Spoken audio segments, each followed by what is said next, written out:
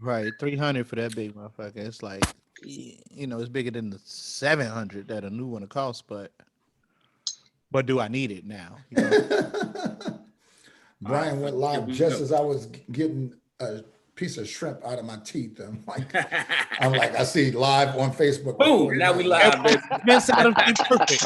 That's the first thing Hey, somebody sees when he's- they hit the replay is. That's all right. You know they don't come in on time. he said this. No, the was replays. real. If you Oh, catch it from well.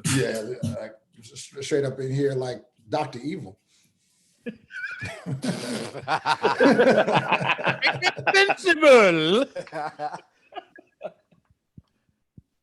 Exactly like that.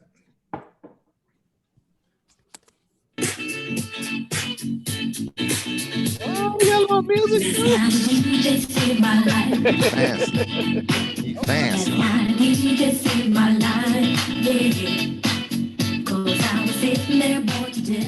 What's up, y'all? What's going on? What's going on? Welcome to another episode of the In the Zone podcast. It's your boy Brian Foster, B Foster in the building. Hey, y'all, I got a special one tonight. As y'all can hear, last night a DJ, many a night, these DJs have saved my life. I'm excited to have these brothers on the episode. Let me introduce them real fast so we can get it started. Got my man Craig Elliot in the building. What's happening, brother? Sir. Of course. My Of man. course. That was sexy. I'm like, I didn't know I was supposed to bring a drop to the party. Well, that boy ain't never off duty. I'm in great company, brother. Hey, swear to God, he had that's why Craig is my brother. I think alike. Got my man Dennis Olive DJ Focus in the building. What's happening? I'm What's focused, happening? man. What's Well, happening? I tell you motherfuckers, I swear. I'm focused, man. Then I got my man, my frat DJ Vince Adams in the building. What's happening, baby? Hello. That's my drop. Then I got my boy, last but not least, Kevin KB Burns in the building. What's happening, baby? Mr. Foster, what it do, now sir? listening That's to right. Spitting Doctors. I appreciate that, Craig. Thank you. Thank you. I got Thank your you very back. much. Brother. You know I got your back. Hey, y'all. Hey, one, thanks for doing this again. It's a pleasure. Been thinking about this one for a minute. I'm glad I'm finally getting a chance to do it. First and foremost, everybody out there, hope you're being safe. Hope your family is well. I hope everything is going well in these crazy times. Here in the Chi, we getting locked down again, and I know depending on where you are, the state of emergency is different. But I hope everybody's being safe and taking care of themselves. But no matter what's been going on or what restrictions your city, state has or does not have, the state of nightlife has changed probably forever in some way, shape, or form in our lives. And I wanted to get these cats together. They are not only some of the coldest DJs around, but they are the provocateurs of some of the best nightlife you've experienced over the past 2 decades at least. I want to just get these guys' stories, see how everything that's happening in this COVID world has affected them and their trade and their craft, and just where they see this going now and what plans they have. So anyway, I'm gonna start out with that. How did everybody get started doing what you do in the nightlife and DJing biz? Focus, I'm gonna go ahead and let you kick this one off. Well, you know what? Funny story is I've always been around music. My grandfather would play the xylophone. And I got pictures floating around of me in the basement standing next to his homemade DJ booth. So I had my own mixer at 9 years old. Didn't know what to do with it, but and then I just followed the craft. I followed DJ Jazzy Jeff. DJ Ferris was one of my favorite. Funkin' Ferris, listening to Kid Capri. And then later on, a little while later, I was introduced to the man, the myth, the legend, DJ Vince Adams. And I just been around it. It's always been something that's been a passion, it encapsulates me. Just the art of DJing. It's an art. What was your first gig? Your first professional gig? My first professional gig was on the college campus of Southern Illinois University. Okay. 1997. My boys hired me. I think they paid me in like a fifth of Hennessy and like $20 and carried my little equipment and we started to get it in on the college campus. Hey, a fifth of Hennessy and a 20 in college is a nice payment. I don't know what you're talking about. Oh yeah, it was absolutely nice, especially since we broke. Yep. Yeah. So KB, yeah. what about you, brother? How'd you get in? I started back in college. I think at 21, I might have been the youngest manager of a club called the Zoo. It was an old Sears that they turned into a club in Auburn, Alabama. And from there, I did little events in Atlanta, and then fast forward, met Craig. Me and Craig started doing events in Chicago. And then, I've always had the love for music. So to me, I think within life, you just always have progressions, and you move from one thing to another. And it was just, with technology being what it was, with being able to have access, because coming up, I wasn't a record collector or, anything like that. So for me, the thought of DJing was like, how would I do that? I don't have records. Like, that's not even a thought. And like I said, through progression, I fell in love with it. It just became something that it started off as something I did just for me. And then I realized that other people started to enjoy it. And, I haven't looked back since. That's what's up. Vince, how you get in, bro? Man, first party was a Whitney Young sock hop, as we used to call it, back in 1987. Did you get out 7th and 8th period or 8th and 9th period? Absolutely. So that was not paid. My first paid gig was third week of school, FAMU, fall 1988. My brother, another Whitney Young grad, Jeff Beasley, had just pledged Alpha Phi Alpha and was like, my boys are about to throw a party. You want to DJ? And I brought my records and my, turntables and speakers down from Chicago to Tallahassee, Florida. And I was like, no. He was like, what do you mean? I was like, no, dude, I brought that down for a hobby. He was like, we'll pay you $50. I said, pick me up at 7. 1988. $50 was 10 pizzas, 10 haircuts, 10, 5-piece dinners from KFC or Kentucky Fried Chicken, as it was called back then. But fast forward to 1993, I graduated, threw my equipment away and left my records at the frat house and was like, okay, I'm going to do this corporate thing. And Teddy Gilmore started ClubNet in 96. And I was the vice president of music operations for ClubNet, which meant that I hired the DJs. So I hired Chicago legends like, Steve Maestro and Ferris. I was like, hey, come, DJ this party at the Field Museum or whatever. And this is back when Chicago had parties that had like 1,000, 1,200, 1,500 people in the party.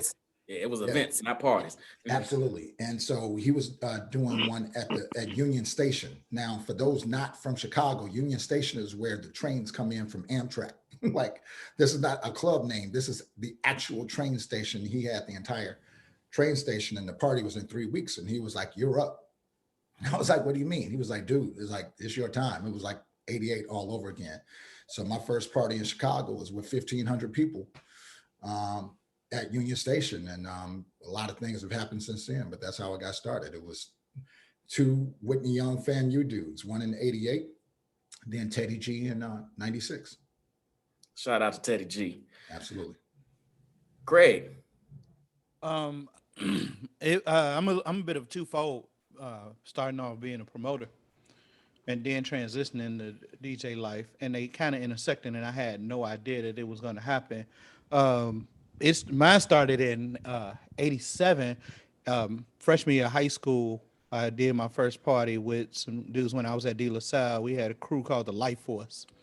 And we did our first party at Saint Scholastica in the lunchroom.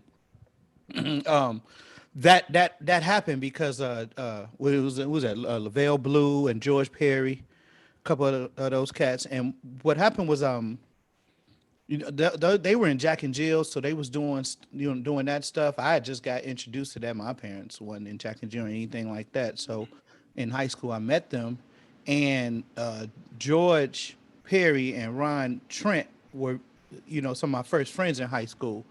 And George, he had all the equipment and everything. They had beat machines, and they started making records and stuff that was going on Trax Records. And as dope as I thought that was, again, my parents weren't about to buy me that shit. You know what I'm saying? Spend all that type of money. But I still I'm still able to mess around with them over there. But the difference is that I had a better personality and knew more people, and so that led me to really start throwing the parties. It started there, and then it really when I left De La Salle and transferred to Hales, that's when it really became a thing. My junior and senior year over at Hales, I was student government president, and if any of you all from Chicago know anything about Hales, particularly in the 90s, number one, we was always about to close. We are closed now, which means we always had to raise some money. And one of the ways to raise the money, obviously, were parties. We had to compete with, Mendel at the time, and then Mendel closed, actually, when I got to high school. And then I think we were dealing with Leo at the time. And so, that was the thing. Okay, well, how can we make some money? We through the parties, and being SGA president, I had to lead that, myself and Lindsey Pruitt, a couple other cats that were there doing their things too, particularly guys out of Hyde Park. And being Hyde Parkers, obviously we got a larger following from, your Ken Woods, and then, guys over at Whitney Young, because people, knew each other through the, those are probably two of the schools that were closest to the Catholic school system. So that happened, took that to college, going to school in Alabama. And obviously, here I am, a B-boy going to country ass Alabama. And I didn't want to party the way they partied. So started doing stuff there. From that, then I came back here, started working with John Monopoly, with WTPW. That was Word to the Wise. This was pre-hustle, doing stuff with him, and just sort of bouncing around. Obviously with B Foss and his crew and New Birth and y'all guys and everything, and Vince, and my name and brand was solidified as a promoter, but I always had music in my blood. I stood over. I remember when CDJs came out. I told Vince this story a bunch of times. I think we were at Funky Buddha, and I stood over Vince's shoulder. I was like, "How you like these over turntables?" And he like banged on it, and the record didn't skip. I was like, oh. Makes sense, But I was always intrigued. And Vince will tell you, Mark Fuller. I can go down the line of DJs that that I hired, but were actually friends, and I stayed paying attention to what they were doing and very respectful for what they're doing. I have a lot of DJ friends that was like, "You ain't never hire me because you cost too much," and I actually respect what you do, so I'm not gonna even really say, "Hey, let me don't take this $150, for a 6-hour party." And so that's kind of like how that happened. But then Kevin and I we started managing Bar 10. And we start because of where we were there, we started investing in equipment. The bar didn't want to invest in stuff. They wanted to do what they wanted to do. And Kevin and I, he was like, "Well, shit, we got the money. I'm not 14 anymore." So we started buying stuff, particularly for our karaoke nights, which really blew up. From there, Kevin and I we start playing music. We start playing just from a laptop. Then we start playing from a laptop and a mixer. Then we bought equipment. Then we got a controller, and it just went from there. My eyes were really wide open from it, and like Kevin said earlier, he was like, "Yo, I'm kind of digging this too." And it was dope between me and Kevin because we had kind of distinct taste in music. We kind of like the same stuff, but we were on different spectrums of what we really liked. And Kev started playing his stuff. He was like, well, I like this and I want to play it like this. And I was like, well, I like this. I want to play it like this. And we went from there. And I think what really hit the nail in the head was when I was managing DJ D Double and he moved to Las Vegas. And he was kind of my ace in the hole as a promoter. You know, we were kind of synonymous to each other. So now my DJ, who had a very distinct sound, was gone. A lot of DJs at that time came along, and to me, they were all kind of sounding alike. Nobody was really popping. You had, you know, your VAs or even Mark or Maestro or some of the house DJs that was doing their thing on Mustafa, but they were kind of set where they were, and there was nobody else I really thought was doing anything different. And when Mark and I decided to start doing Butter Soft Soul at Butterfly, one of the novelties of the evening was at the end of the evening, I would play records for like the last half an hour. And I would go left of what Mark was playing. And people like actually started liking that shit. And between that and being a mic host, people was like, oh, I thought you were the DJ. Then I was like, okay, I can do this. And then I spoke with Vince. I spoke to Jay Amani and other people. And they was like, dude, do it. You know this music. So Yeah, I remember the first time I walked in bar 10 and you was up there doing something. I thought you was just up there like, you know, fucking around on a laptop, you know, playing people's SoundClouds or whatever. And I was like, oh shit, wait, Craig is actually spinning. Okay, hold the phone. We changing the game up here. That's what's up. And all right, y'all. So let me know this. Let me shift gears a little bit. Everybody's been in the game, promoting and DJing for quite some time now. What did you find to be your biggest hurdles? Getting in the game, while you were in the game, you know, was it shady promoters? Was it messed up venues? Was it awful equipment? Like what were the biggest things you had to get over when you were trying to, you know, grab that brass ring or grab that brass turntable, I should say? Focus.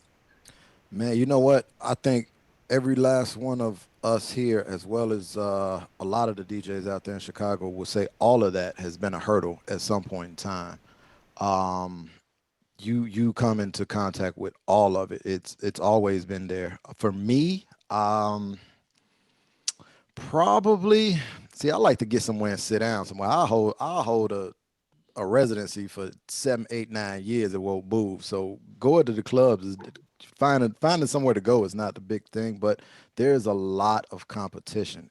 Well, when the world was normal, right. There is a lot of competition. There's always somebody you got to watch your back for, be it shady owners, club promoters or whatever. So I found a home. I sat down somewhere, and that's where I was gonna be. It wasn't no question. Before that, Crocodile Lounge. Hey, Crocodile, right? Yeah, Crocodile Lounge, Tantrum, Renaissance. Shout out to Daryl Petty, Sean Dodge, Johnny Mack. Those are my guys, man. That's family. I get somewhere and sit down, because, I mean, and quite honestly, I myself am my own hurdle. I hate promoting. I hate talking about myself. I just want to spin records. And that's always been a personal issue with me. You know, I'd rather somebody promote for me. Yeah. So, yeah, I mean, it's a little bit of everything you mentioned. I got a story for every aspect of it. We'll be here all night. I hear you. VA. I would say for me, it's a little different because if anybody has ever made 90s DJ money, 90s DJ money is nuts. Like 90s promoter money was nuts. Right. So, you know, yeah, if you were, you know, Phil and Nate, New Birth, Club Net, CK1, A&O, I mean, like all of those groups I named could have a party all on a Saturday by themselves. And it's 800 people there and 1,000 people there and 700 there. And these people at Cinnabar, you know, even toward the, you know, mid 2000s, you know, so we're in a period in 2018, let's say, where it takes 4 different promotion groups to come together to put 400, 500 people in a room. Like that's a lot of people for 405, you know, for 4 or 5 promoters, where it used to be one promotion crew or one owner could have, you know, 700 people in one venue in and out through the night. on a bad night. Right. Every week. If you go back to the Shelter and China Club days and drink, I mean, you know, places that could hold cavernous amounts of people. So I say that to say, you know, I could make a large amount of money for a couple of hours one place and then go like 4 blocks away and close out there and make a large amount of money in 99, 2000, 2001. You know, so a lot of people who were in that scene at that point know what it was like. And then to go to a period when everybody now has a computer. Well, if you have a computer, you have a music library. So it used to be you could only be a DJ if you had records. So there were a lot fewer people. And so, you know, I think Craig may have said, or Dennis may have said, just the numbers of the sheer volume of people.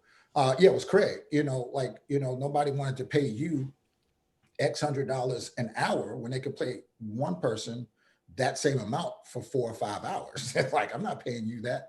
So that was my biggest hurdle was, you know, kind of going from where you could do, you know, I had residencies where I would be at Industry 151 and then, you know, Susu's Monday Night Football and Tuesday at the Buzz and Wednesday, you know, here and Sunday night at the place we could go down to start it with an S. But whatever, it was like, you know, lots of different things I could do in a week and it was crazy. So around, No, it wasn't. No, Spy Bar, absolutely. Yep. And so it was around 2007 where it got like really, you know, tight. And then 2008, it was game over. Everybody was like, we're not paying you. So at that point, like everybody said, I'm not paying you what you used to make. Like, I'm not doing it. And so in 2008, that's when I made the turn to go more so towards specialty events, where I was at the time making probably 75% of my money in the club, 25%.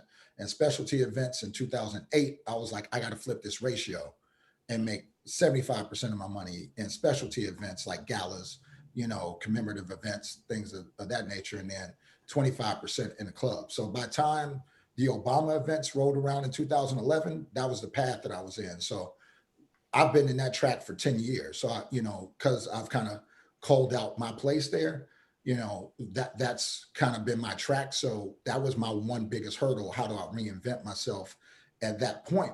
Because every other hurdle that I had made before then was me challenging myself. How do I create a website? How do I go to CDJs? How do I go to Serato? Like, those were all personal challenges that I had. But the one that the industry threw at me was in 2008, when it took more promoters to get people in the room, when DJs were willing to charge less. So the competition was more fierce. And I kind of made the turn, and I've been in my own track for like 10 years. When I say my own, not to say that there aren't other players, but that was how I overcame that hurdle. Gotcha. The president's DJ. That shit don't hurt. KB. Not at all. Not at all. Not at all. Not one bit. Yeah, that 2012 picture, you know, still gets in circulation. And oh, by the way, take a look at this shout out from. Yeah. Salute to that. Right. Cheers. KB, where you at? Y'all ain't give me a chance to pour up a shot before y'all did that, man. I hate y'all. We'll come back around. Happy Founders Day. You supposed to be drunk already. You supposed to be busted already. I was telling Foss, man, this feel weird. I'm usually wobbly right now. Get some more. You gotta get it started. You know what? I would say my biggest challenge has been the fact of being taken seriously. You know, being known as a promoter, being known as, you know, a manager. It's you know, it's just one of them things. It's like, you ain't serious. You're not for real. You know, for so long I was just like, hey, like, you know, I've had talks with Craig, I've had talks with Vince, like, you know, I'm not gonna even put DJ in front of my name. He was like, why? You know what I'm saying? Like, yo, you know, you doing your thing. And, you know, like I said, in you know, Focus, he kind of alluded to it, like he said, you know, the fact that the other hurdle was getting past the fact that, okay, I want you to listen to the music versus you expecting me to bring 1,000 people in here. Because now you feel like you're getting 2 for 1. Mm-hmm.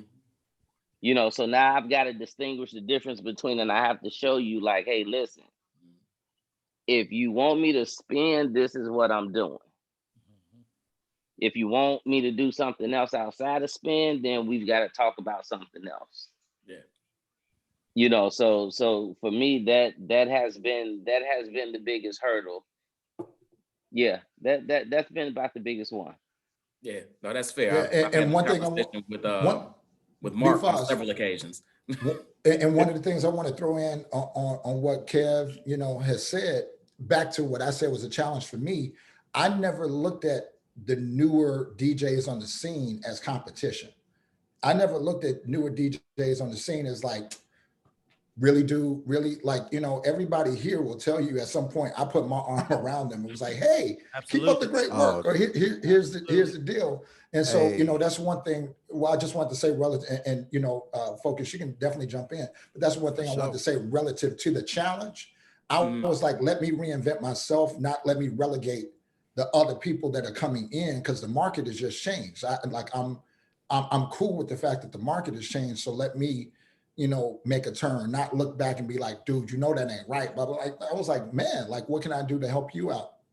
So I just wanted to say that that's really, really been important. And I think my continued relevance here is that I've always embraced everybody who's come in, in different ways, as opposed to look at it in a competitive environment. It's always been collaborative for me.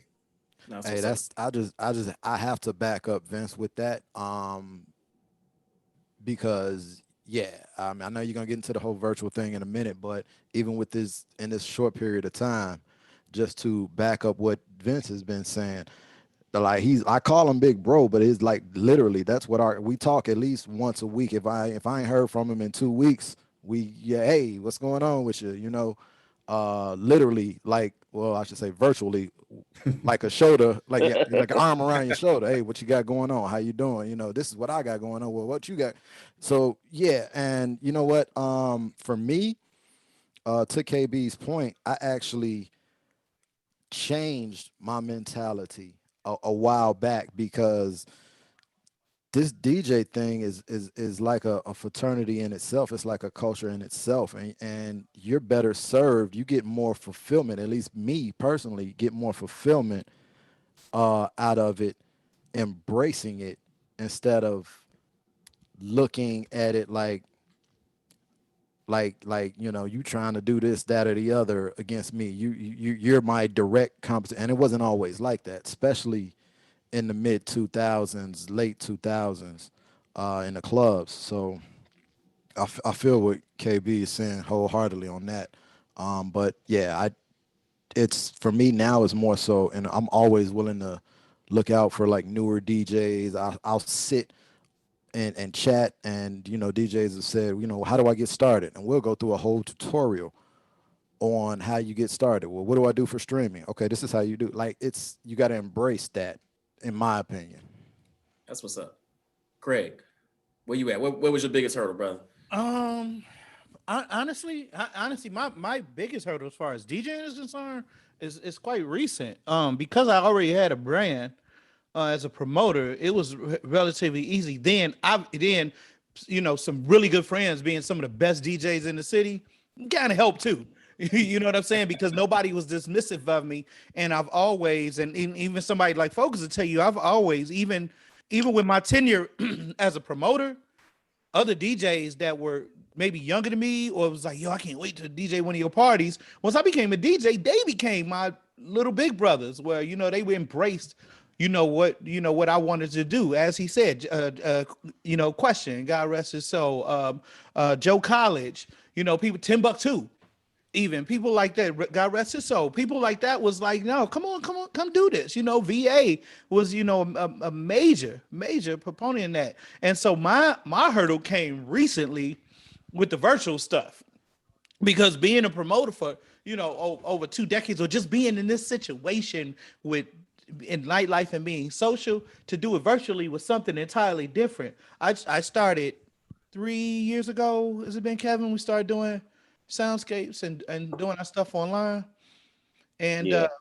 that was a cool thing to do, to brand yourself and have people listen. But then it became a whole thing. Like this, what we all doing. And then not only are we all doing it, but you want me to do it on video. Well, even as a live video DJ, I'm not really doing much for playing music. So Right. on the video side, what more do you want me to do? What do you really want me to do? There have been conversations where, like right now, I'm sitting down and people like, oh, you sitting down. You ain't really DJing. Fuck you talking about? Man, please. I've been sitting down DJing since February. Say it. But that's what I'm saying. But that was the thing. What's your background looking like, and all of this other stuff, And I looked at VA, and as he talks about reinvention, and of course he has always spearheaded reinvention, in this realm as far as I'm concerned. I'm proud of what he was on. I was like, whoa, that's dope. Okay, let's figure that out. Please. VDP. What you guys created was dope, but it was very difficult to me. I got a Twitch page right now. I might have used it 3 times since I started the pandemic. Even though I have, my podcast, which you don't see me on video, you can hear me because to me that's more important. But I really wasn't doing the Twitch thing. It was just a lot to me, man. It was just like, I'm not doing anything. I don't really know what you want from me. And then, cause I've never been a biter. Let me say this too, and this is promotions as well. I've never wanted to take somebody else's idea and do it myself. Mm.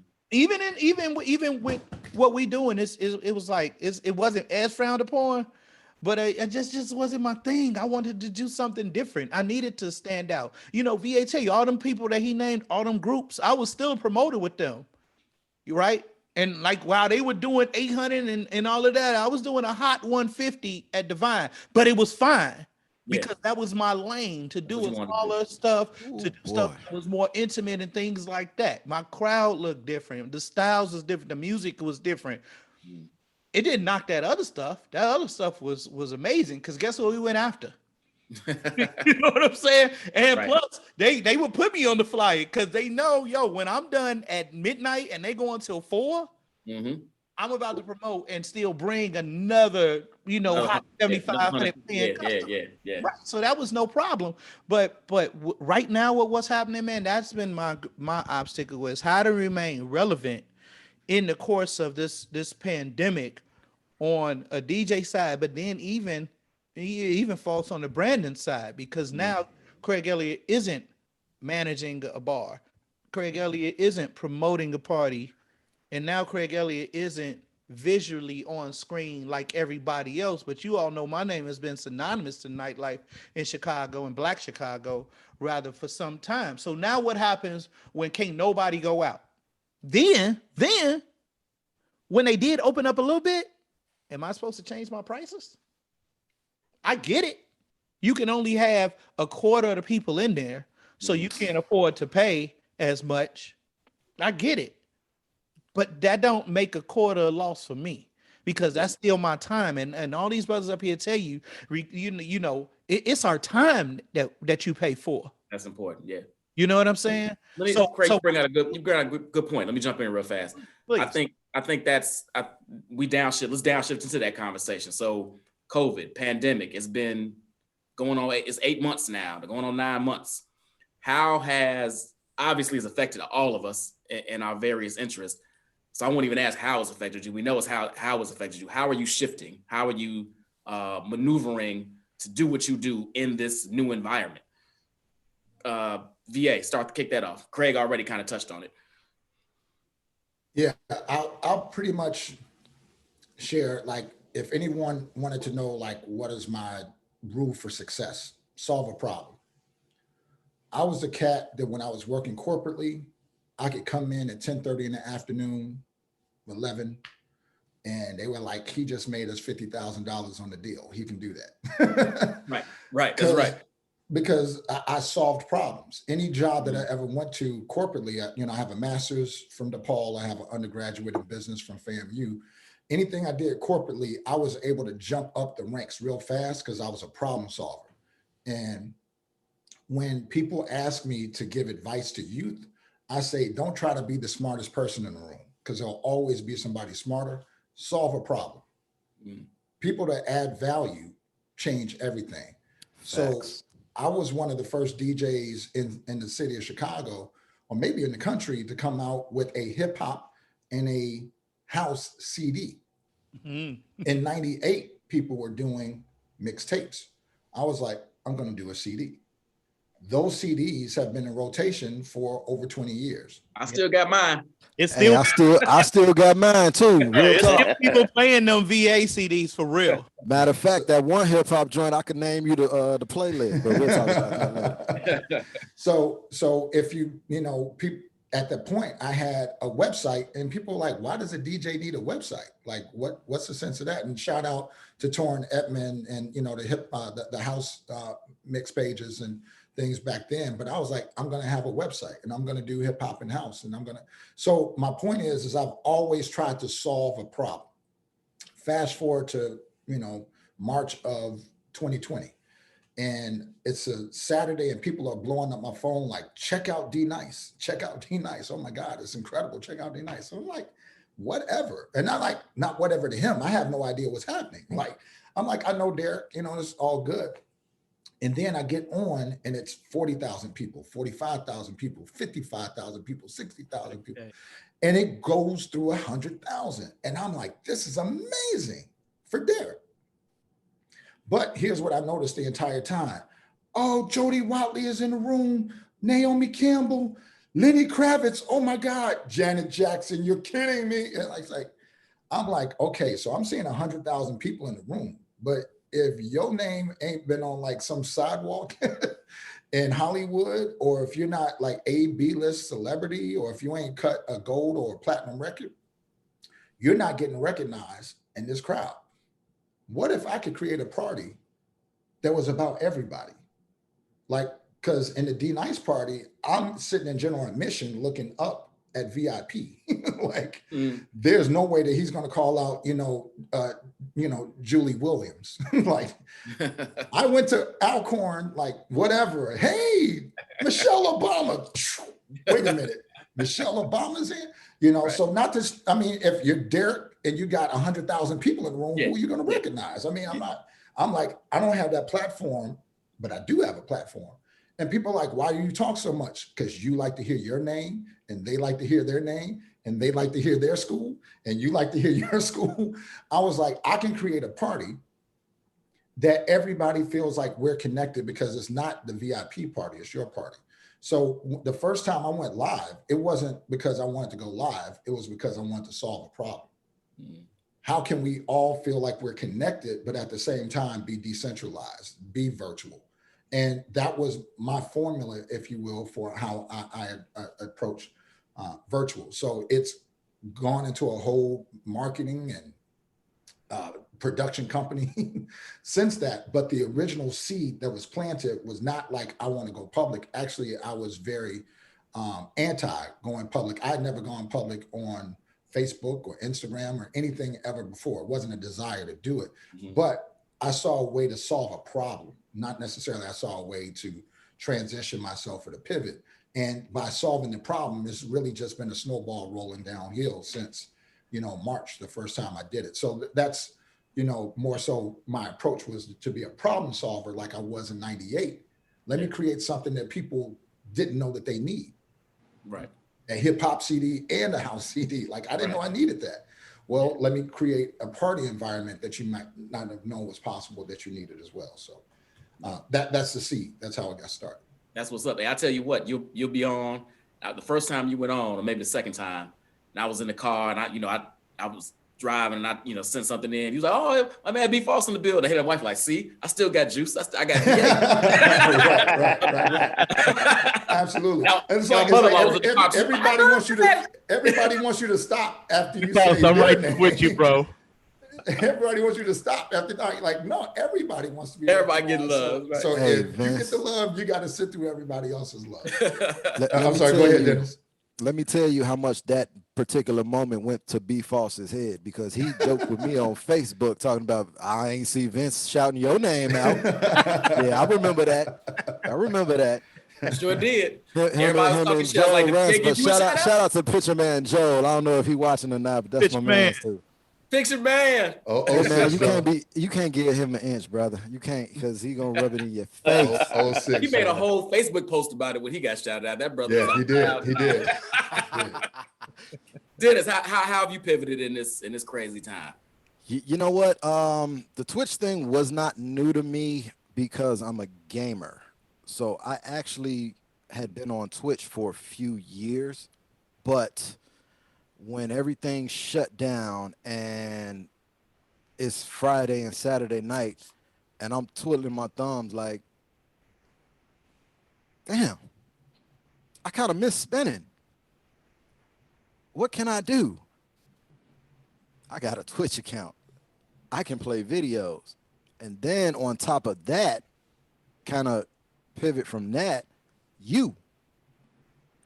Teron said the whole VDP thing. That kind of filled a void for me when it comes to my love for DJing and actually playing music. So here it is. I can share with you guys. I can get that interaction. I can get the energy, through this pandemic. Because honestly, who likes being in the house? When everything was going crazy, Twitch being for me, the outlet, going to Twitch and listening to D Nice or listening to VA or spinning the VDP battles with Craig and all of that. That was my outlet. It just so happened that I got the love back from everybody that joined in. So at that point, it like doing the whole Twitch thing, doing the VDP, for me starting, it was never about replacing the income that I lost from the clubs. Yes, it's nice. I mean, let's be honest, I'm not getting that whole thing back, but what I am getting is the love and the energy from being in front of people that actually show love and appreciate what we're doing as DJs. So for me, the pivot wasn't too big because I already had the platform. Like I've been a gamer on Twitch for years. It was just a little bit of a learning curve to get the DJing thing going on there, and as well as the whole VDP sound. But it was about fulfilling a void. So basically, as Vince said, solving a problem. I needed to solve that problem. So it was really, it wasn't that big of a pivot for me. Transition. I got you. KB, what about you? I would say it wasn't a big transition for me. For me, the online thing, like I'm kind of one of them people, like I like to go down rabbit holes, but it filled a void for me when it first started. It was just a way for me to play what I wanted to play. The things that I can't play when I'm in a club or when I'm in a bar or when I'm doing a private party. And the good thing about it was that I didn't have to worry about who didn't like it. I didn't have to worry about the complaints. I didn't have to worry about play this, play that, because whatever was being played, it was like, hey, this is where we're going. If you got something in this realm and you want to hear it, come on. You know what I'm saying? And you knew it because it was evident. If you didn't, you turned the fuck off. He was gone. Like Right. I'm going to somebody else's page. You know what I'm saying? So for me, like I said, it wasn't a bigger pivot, because the thing is, I wasn't doing it for money. My thing is, it was like I had a void I wanted to fill. You know what I'm saying? It got me through. I tell a lot of people all the time, I mean, by nature, I'm an introvert. You know what I'm saying? So this shelter in place for me is cool. Motherfuckers freaking out. I'm like, yes, this a party. Like I'm good. I'm straight. and now I get to play my own music, and I get to create my own atmosphere. I get to have fun. Oh, yeah, this entertaining. Come on, let's have some fun. Yeah. So I didn't make it that big of a deal. You know what's up? I don't want to circle back to something you said earlier about gaining respect and as a promoter and trying to make that transition to DJing. I remember I walked. This must have been maybe 2 years ago. I walked into my guy's yard and they were doing like a 5-yard party or whatever out in the South Burbs, and he was spinning, and I was like geeked. I was like, oh shit, my boy, right? Like my boy out here getting this money. That's what I'm talking about. Kevin ain't telling y'all he's still getting live events during the pandemic too. Hey, I looked up and I seen KB DJing a storefront joint. I say, all right, my nigga, I see you. I see you. Kevin's still getting live DJ money too. I see you, KB. Hey, mask up and everything. Lori might be watching this. Lori might be watching this. That's why she shut it down. This shit was popping. She really wanted to shut Kevin down. She didn't want to put it all on him though. She had to come shut down 75th Street. Right. Lori ain't coming south of Roosevelt. Right. No, you ain't lying. You ain't lying. So let me ask y'all this. Eventually, one of these days, we'll get a vaccine and life will return somewhat to normal. But I don't think we ever going all the way back to what it was in certain regard. What do you see? Where do you see yourself in a few years? Where do you see nightlife in a few years? Is this virtual thing going to always be a thing from now on? Is it something you're going to keep investing in, or once the vaccines out there and the world opens back up, you just back to, kind of sort of what you were doing before? Where do you see yourself in the next few years with the pandemic still happening and post-pandemic? Craig, kick that off. Well, I mean, I have other business ventures outside of DJing that's actually work for me. So obviously that helps. And I know these guys do as well.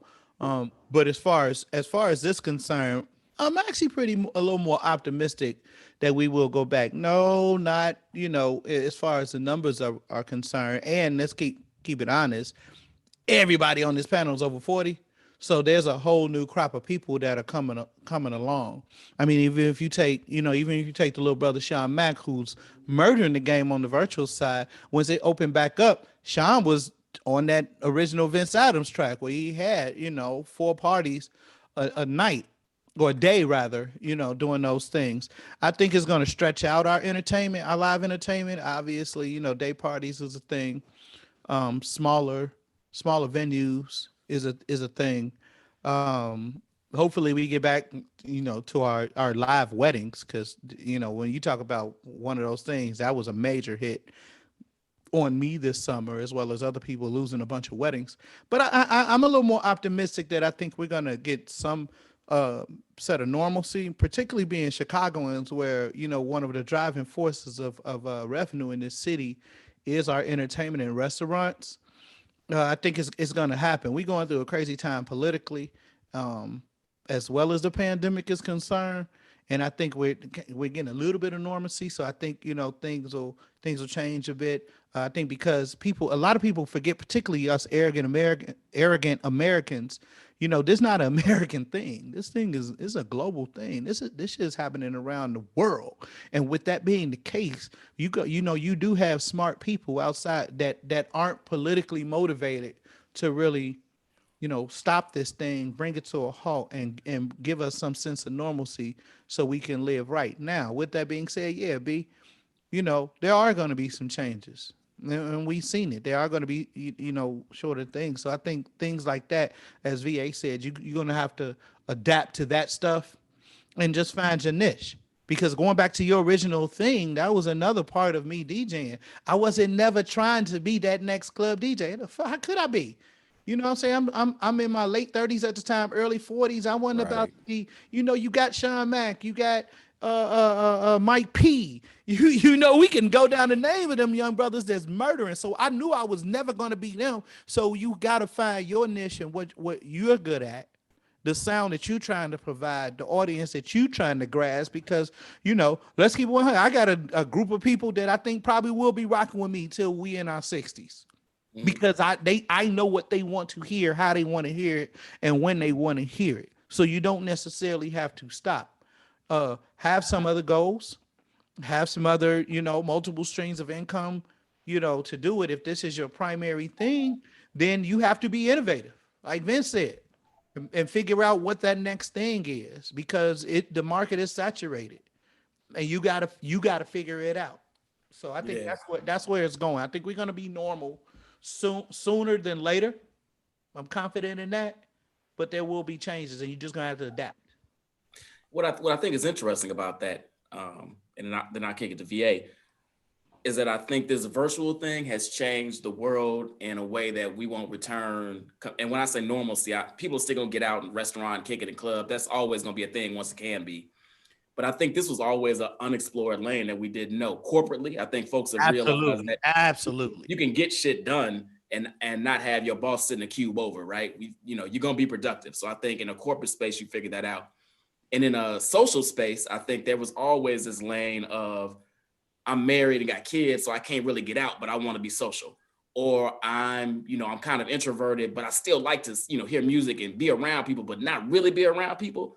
So I don't really know where I can go to do that. Or, I want to hear this particular kind of music, but I'm not sure where to go. Or I'm sleepy at 10 o'clock and I don't want to leave the crib. I'm just kind of one of them people, and I want to sit at the crib and smoke and drink. But you still want to be there at the party. But I still want to be at the party, right? And I think this has opened up that lane that will never close. I think there'll always be those folks How do we know that will always have that. So, that's why I'm asking this question. VA, what do you think? A lot. Few things. One, I'm 50. I say that proudly, because if we look at a teacher who's been in the school system, every class is a new wave. So Craig, you graduated in 92. I was going to say 91, but okay, 92. So Craig can look at the class of 96 and see how different they were from the class of 92, how different the class of 2000 was from the class of 96. And if you've been the principal of a school, kind of like I've been, gone from,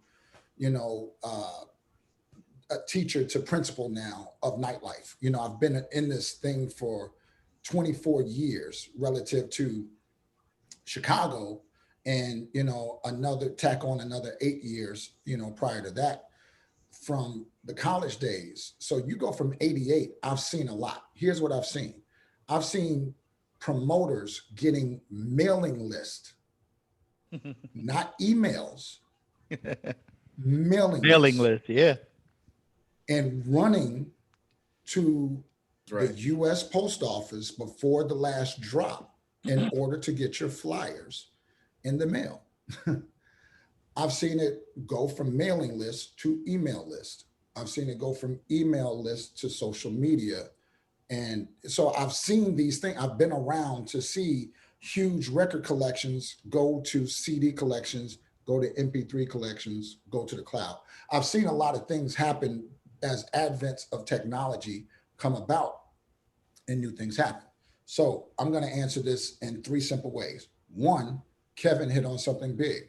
There are people who don't want to be around other people, but still want to have a good time. That's an untapped territory that's never really had a market, because it's like, who's going to just cater to at-home people outside of a podcast and that sort of thing? But as a direct party initiative, there's never really been that until now. So there's an underserved market who's never been tapped into, who will never go back out, because when it was normal, they didn't go out anyway. Right. That's right. That group of people will still want to party virtually. First thing. Second thing is, there's some incredible technology that is in clubs today. And when you've got a feed, like the feed that, let's say, I can provide you audibly, there could be a club in Texas, there could be a club in Louisiana, there could be a club in California that's like, send us your feed, and we want you to host our party from Chicago. And as opposed to me flying to California, or flying to Texas, or flying to Louisiana, they're willing to pay me whatever my charge would be, without the flight, without the hotel, without the other things that they would have had to have me there physically. But they've got the same caliber of sound, and they could just put a webcam in the place, and I can see who's there and tell people to put your hands up and the club puts their hands up, even if that club is at 25% capacity, because they can't do the same numbers or whatever the case would be there. That's the second thing. The third thing, and this could be longer, but I'm just putting it at 1, 2, 3. One, the underserved community of people who otherwise weren't going out anyway, but are having the time of their lives and have partied more the last 7 months than they have the last 7 years virtually. No doubt. No doubt. Yes. That's one. And then two, we talk about the decentralized DJ, the DJ that can be anywhere and send you a signal. Three, the fundraisers that I'm doing today, I don't mind sharing, are making more money virtually than they were making when people were in one place.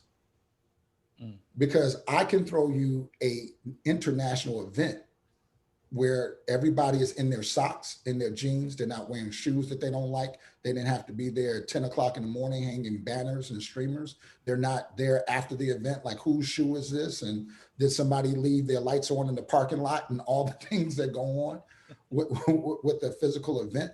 So I'm able to charge a very different fee as the virtual venue provider, which is who I am, as opposed to a performance fee as a DJ. So if I can create a significant revenue stream for your organization or for your event that you otherwise wouldn't either be able to do in person, or you would have to have a catering fee, you would have to have a coat room fee, you would have to have security fee, valet fee, venue rental, all the things that go into creating an event. If I can virtually eliminate your expenses, but create even more revenue for you, why would people want to go back to spending more and bringing back in less? Now, that doesn't mean that there won't be some who say, let's do a hybrid event or what have you, but I bring those three things out to say that when people get over the shock of the hour, like they got over the shock of, I like stamps, I carry stamps. That's what everybody's mother says. I carry stamps. Like, where are your stamps today? I like my checkbook. Well, mom, now you do that via electronic, so it's hard sometimes for people to, traverse what they're used to. But when they start to see the efficiency in it, and I'll just say that virtual is extremely efficient at serving those people who were not being served, to now being able to manage this, you may be open, you may not be open, or you may have 100% capacity, you may have 25% capacity. And the third, organizations still need to raise money. If you can show them a more effective way to raise money, you can make more. And why would they go back to doing something that costs them more money, more time, when they could pay you to do what it is that, you're providing? So I share that to say virtual ain't going nowhere. Okay. I'm gonna Good have point, to brother. agree. I'm gonna tell you what else virtual save. My damn relationship. I can throw these parties sitting right here in this seat. I You ain't can doing throw shit. them All at through the home. computer. You know where you're at. But and I gotta agree with Vince, but if I can add on to something that Vince was saying, Do it, focus. I mean, I think I'm the youngest one out of this group here, and I'll be 41 on Saturday. So It's an old group of motherfuckers, but we look good. look good. One thing that we also worry about when we go out, and I've had people actually say, man, I'm not going out, man. You spend too late, is the actual safety and security of being at their own home, not having to worry about anything, not having to worry about all the craziness in the streets and whatnot. The security net of being able to party at home virtually is not going, even when the world comes back to normal and the clubs open and the events start happening again. There are those that just that are not going to want to go out. So it's not going anywhere. And that poses a great problem for the music fan and people who love listening to DJs, because the DJs virtually aren't going anywhere. It's a beautiful thing. So, aside from, wanting to stay safe, the money aspect, you can literally just, you can even be at home and throw a party for however many in the comforts of your own home and hook up a Bluetooth speaker and hit VA's Twitch feed or hit my Twitch feed or hit KB's Twitch feed. We're gonna get Craig Elliott going too, because I mean, we're gonna get him out of his own way and get Got him it. going too. You can go to my podcast. But it's definitely not going anywhere because it's a super convenience. And when you look at it, even though people will support you and they'll subscribe and send bits, they're honestly saving more money. Right, because if you throw a party now, I'm gonna throw it around the time you're spinning anyway. So now I don't even really need a DJ, right? I got some dope Bluetooth speakers out in my yard. Yeah, You know, maybe I You put got some Bluetooth speakers in your I'm- yard. You don't have to worry about hiring security guards. You don't have to worry about parking. you know, I'm gonna share some just an analogy. Let's say that all of us in here own a dealership. You know, here's the funny thing about you owning a dealership. Let's say I own, you know, a GMC dealership. I don't need everybody to drive my car. Like, there's no way that you'll get 100% of the world to drive a GMC. Like, not everybody wants a Denali or Yukon, but I just need the people that want a GMC to come into my dealership if they're in my market. So I say that to my brother Dean, who's in I see Dean's, you know, mini rant. It's just like, Dean Kentucky. I see Dean. He is. yeah, and Dean is passionate. So, you know, rant tends to have a negative connotation. But here's the deal. Virtual is not for everybody. It doesn't have to be for everybody. All it has to be for is for the people who say that that's my outlet. Because there are extroverted people right now who are absolutely going, you know, bat crazy. Like, I can't wait to be amongst my people and I need human touch and I like that. And I'm Craig Elliott. And for as many people as there are like that, if we took an election, it would show up just like Trump and Biden, 78 million for, 73 million. It would virtually be down the middle. So when the numbers are like that, you don't need everybody to do what it is you're doing. There will be lots of DJs that are DJing physical parties.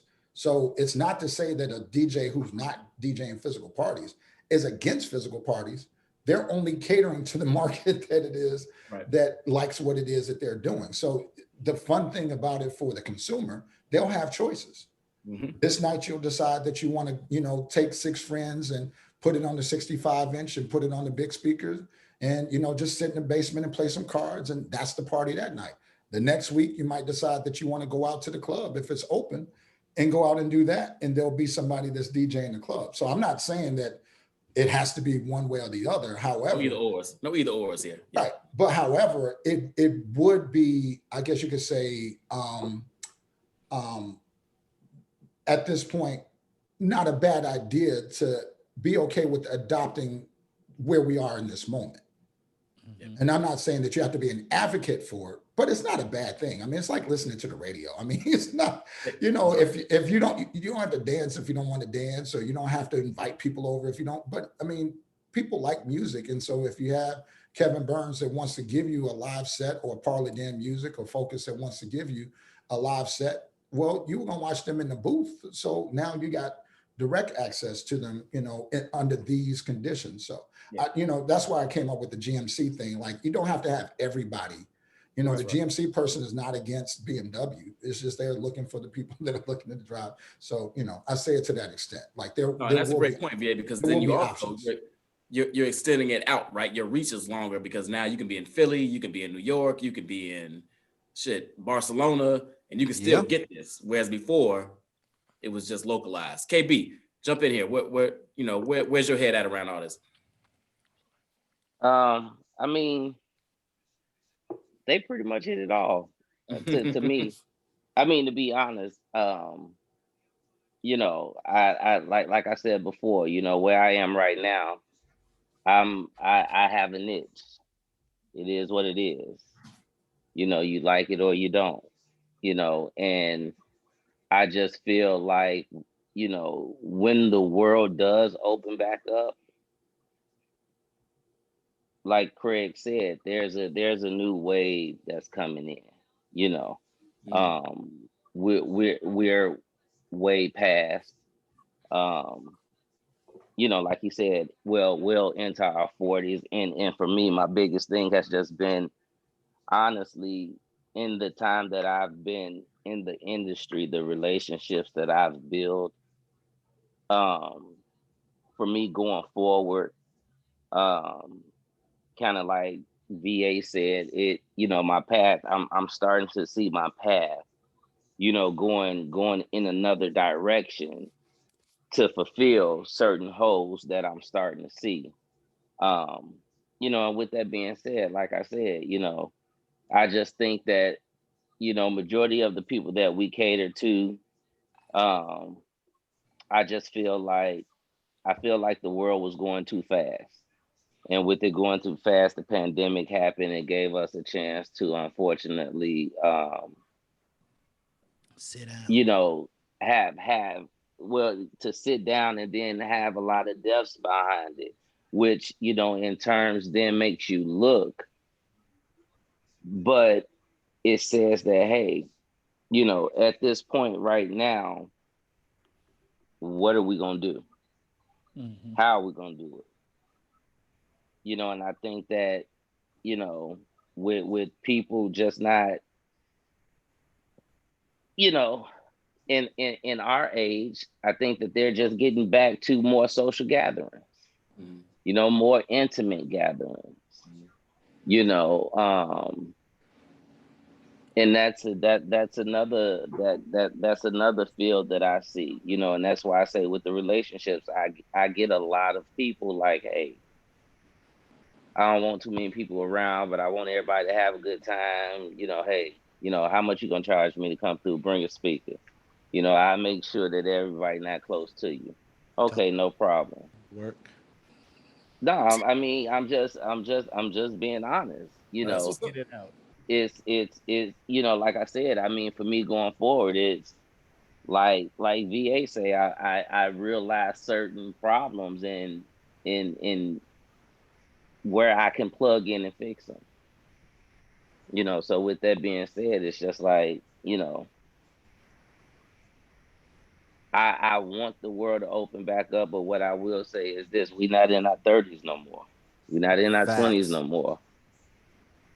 You know, we enjoy some of the shit that come with being in your 40s. You know what though, Kevin? Even if you don't mind, if y'all bouncing into that, that doesn't that don't make us old dogs. Meaning that everybody within our age group is ready to just shut it down. You know what I'm saying? And even in our chat room right now, I'm watching people like, oh my god, I love staying inside doing the virtual thing. And I will say this because I'm not knocking it. What the virtual day parties, even as even with me being out here, when that happened, when they created that and invited me to come DJ some sets to it, I actually did the first one, and then I did the battles, the versus battles with Focus. All four of you have been on, by the way. I'm just saying. Let's go. Indeed, we have. Yeah. And Shout out to what B happened Falls. was, shout out to B Falls. Hey, and And David Jeff. Wright and Malik Shabazz, they in the chat too. What's up, brothers? Yes, What's what's going up? on, I brothers? see him up in here. But the dope part about that is the other side, and that's why I'm glad that Kevin and VA touched on those parts, is that it created a whole nother group of people. The virtual day parties, man, it had people in the room. It's like these people I never met before. And I was like, damn, it's people in Chicago I ain't never met before. But then, you know what I'm saying? But then it was like people that wasn't in Chicago. Now we got people, kicking it with us from the across the seas. You know what I'm saying? In London, LA, New York, Australia. Australia, Yo, I Italy, had somebody right? in my room from Australia, bro. And I'm like, why are you Yeah. even woke? Like, what time is it But right they now? Right. up kicking it with us. It's So it like was real 5 in the dope. morning. And it was funny because they would do the parties. They would do the parties. Oh, what time to start? About 6, 7 o'clock. 6:30. Yeah. Be Yeah. on there till 3 in the morning. Ain't no way you gonna hire me to DJ a party. I get there at 6. They say, yo, Craig, you spending 8, and I'm still there. Not Hey, only just there kicking it, because I'll probably still be there kicking it if it's a dope party, but be there still DJing. Still there. Because number one, the Cash App still coming in, which is a dope thing. You because the thing is, because you gonna get people to pay a cover charge one time. That's right. That is done. Cash apps after a few drinks, or you get a couple of them. You get a couple of them. So that was dope. But then you guys did something when y'all had the party over at Sip and Savor. Mhm. And that was the first live party. City opened back up a little bit. We realized how things could be safe, and if you felt safe and comfortable coming, come. I met so many new people physically that I hadn't never met before, and by that time they felt like family. Yeah. There's some of y'all out there, I've been kicking with y'all for 20 years. I'm pardon the body. I show you love, but I promise I don't know your name. And y'all feel me, you know what I'm saying? And there's so many people you get to meet, but you know what I'm saying? I don't know your name. But these people, we've been online with them and going back and forth. Some of them jumped from VDP over to my platform on Soundsapes Radio, start listening on a regular basis. You know, we get listen to Dennis, we listen to other people, you know, VA on his stuff, see the same people like, oh, what's up? I just saw you over here. Matter of fact, we actually going to listen to VA after we're done. Absolutely. And then focus. Out there and then focus, right? Happy Founders Day. But I'm still trying to get my time pushed back because I do not want to go the same time Vince is. This is not what I'm trying to do. What he say? Michelle Obama. Yep. Right. Let's My see. girl Focus on the Michelle. President's DJ. Right. But it really gave us all the opportunity to meet new people that didn't want to, you know, necessarily be in those situations, couldn't be in those situations. And it really created a new family of people, which is something that when I talk about going out and being around people and raise my hand and say, yo, I can't wait to get back out. It's because I enjoy seeing y'all. Whether I interact with you or not, I really, really enjoy seeing y'all, showing you all a good time. I was doing my show real quick, and we're going to keep it going. I was doing like some smooth grooves, and I got into some steppers and some blues. And I put in my chat room, man, I really just want to DJ at some little hole-in-the-wall lounge with a bartender in her 60s named Pearl, you know, with some free chicken and fish in the cut. Where I can just and pour heavy, and I can just play these songs, you know, because I just felt that urge to just be there and just do that. I want to get back to just going to the bar and meeting people in person. It's not safe right now, y'all. Wear your mask, social distance, and doing all that. That's real. This is real. Please do that.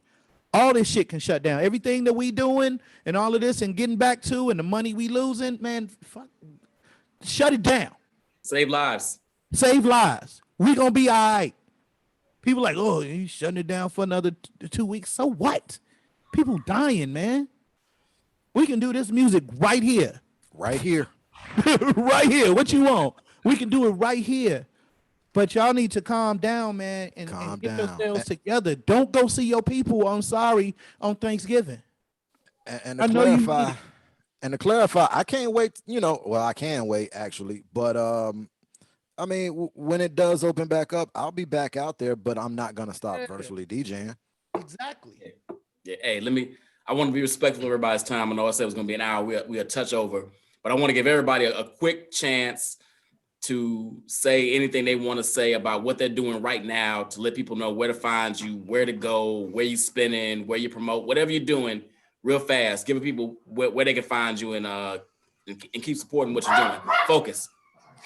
You can catch Club Purple Rain with DJ Focus, me, on Twitch. The handle is twitch.tv/DJ Focus. Wednesday nights, we have Way Back Wednesdays where we play all the old school videos. Put yourself in the mindset of MTV Raps, BET Soul, all of that good stuff, VH1. And also we have Brown Liquor Music. That's the signature joint Friday nights at 9 p.m. Friday nights, right there on Twitch. And I actually have a set to do for the Qs. Happy Founders Day to all the bros out there. Rue. I got that going on in about 30 minutes. In about 30 minutes. So me and a fellow Purple Rain DJs, we will be back on Twitch in 30 minutes. Also, I saved this event because this is my boy, this is my brother's event.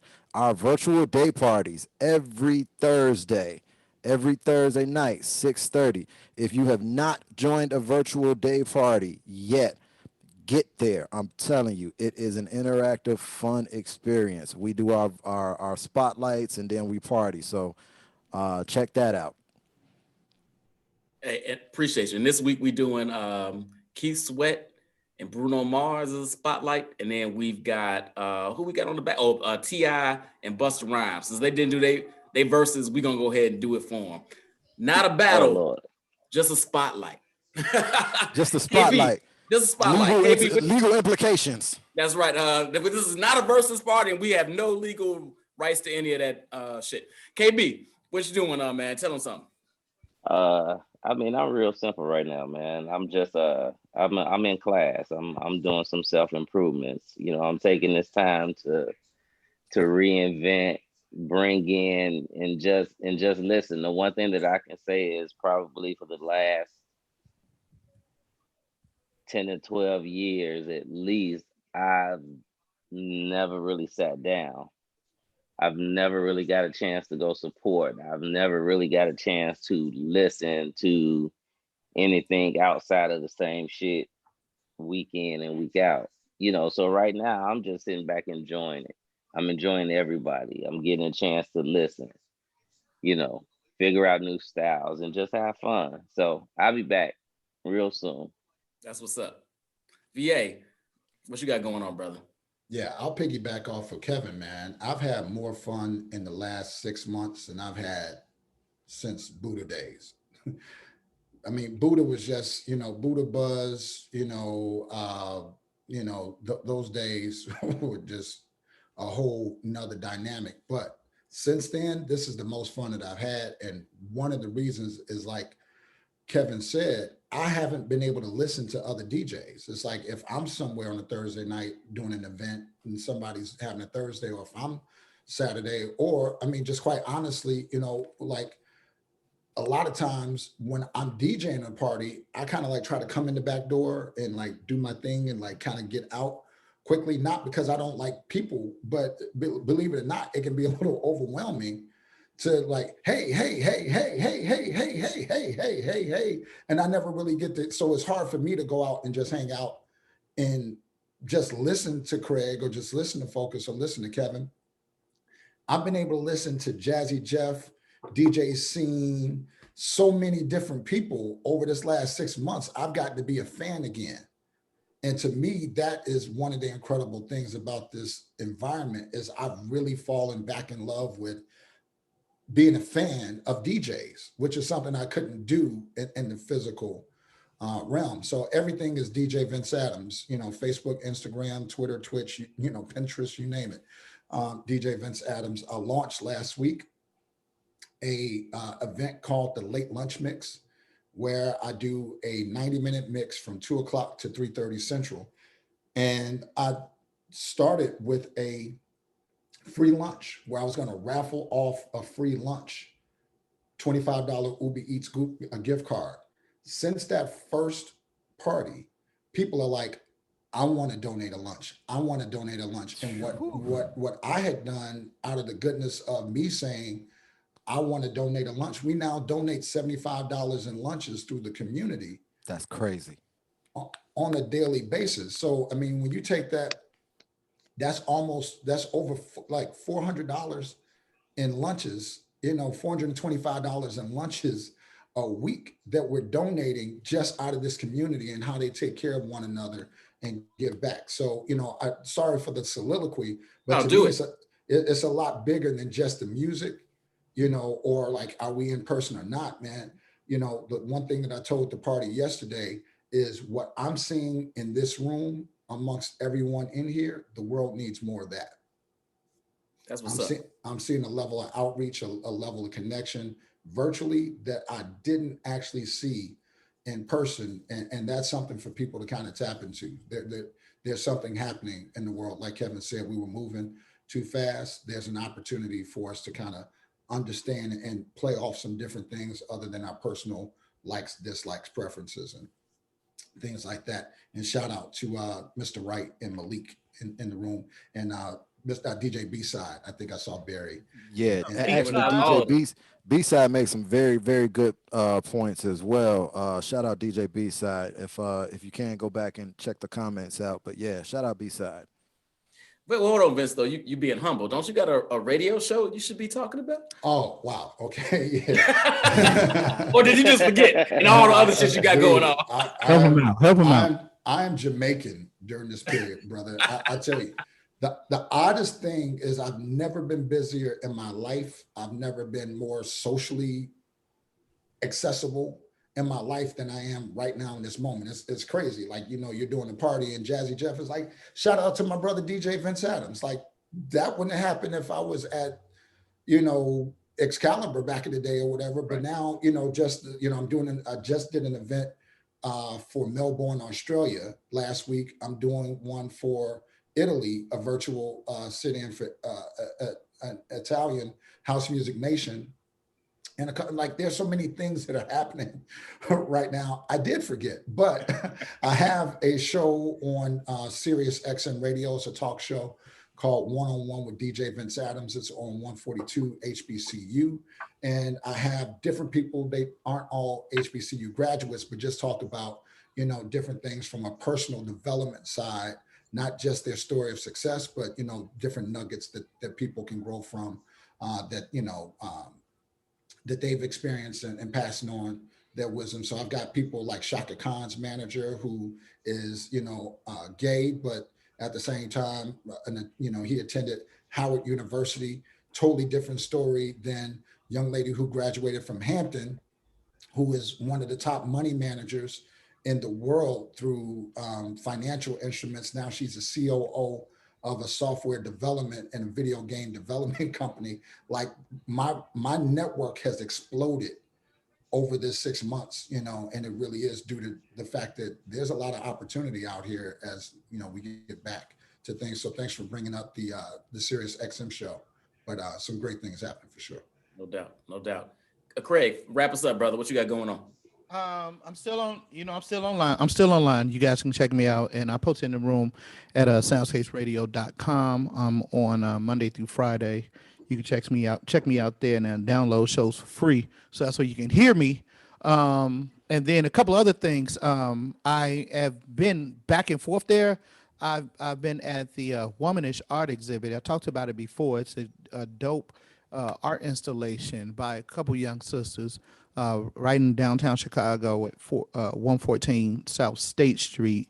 And I implore you guys to check that out before it leaves. It should be leaving it at the end of the month, but there's still some tickets available. It's a great women's empowerment exhibit. So check that out. So soundstageradio.com, the Womanish exhibit downtown. Big shout out to my man Mike Sanders with Garage Grooves. I've been on there. That shit been dope, actually. That shit has been dope, actually. It's dope, yeah. Him and Jay Amani, man, and big shout to DJ INC. They're doing their things, and shout to them. I want to add, when I had my little thing with like really not wanting to go live, it wasn't that I didn't want to necessarily be seen.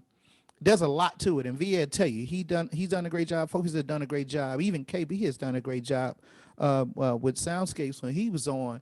But they provided a platform for DJs, a space to come in and do your thing, and I felt so good going there.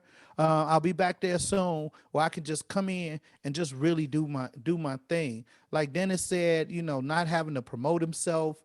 And VA touched on that a little bit, but obviously he has a large brain, so he was able to carry his stuff larger. Or even like Kevin said, it's a great space, you know, not only for DJs to come do their thing, but for you guys to come hear a bunch of DJs doing their thing. So I big up INC and Mike Sanders for doing that. But soundstageradio.com. It's Craig Elliott presents Soundscapes. I usually start about 11, 12 o'clock. Depends on what I was drinking the night before. So.